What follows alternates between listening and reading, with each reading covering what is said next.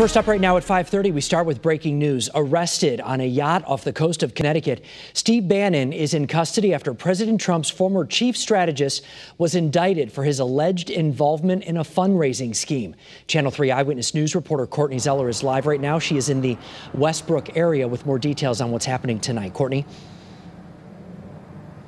Well, good evening, Mark. We are just learning Bannon, who appeared in federal court moments ago, just pleaded not guilty. Now, according to prosecutors, more than $25 million was raised during this online fundraising scheme.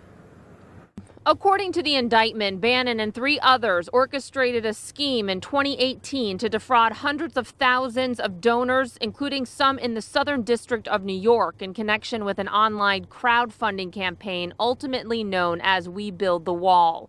The $35 million 150-foot yacht that Bannon was on is owned by a Chinese billionaire businessman who was accused of corruption and was forced to flee China.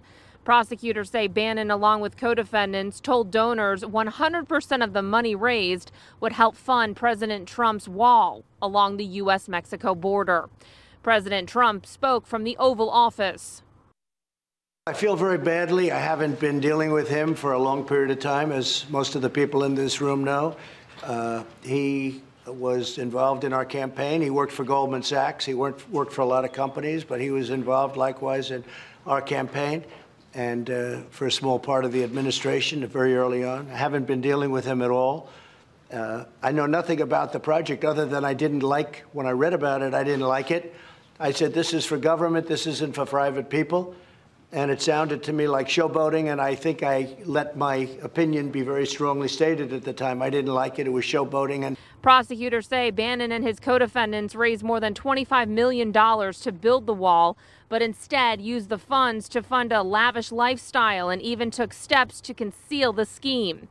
Bannon, who is President Trump's former chief strategist, led his 2016 presidential campaign in the final months before moving to a top White House post.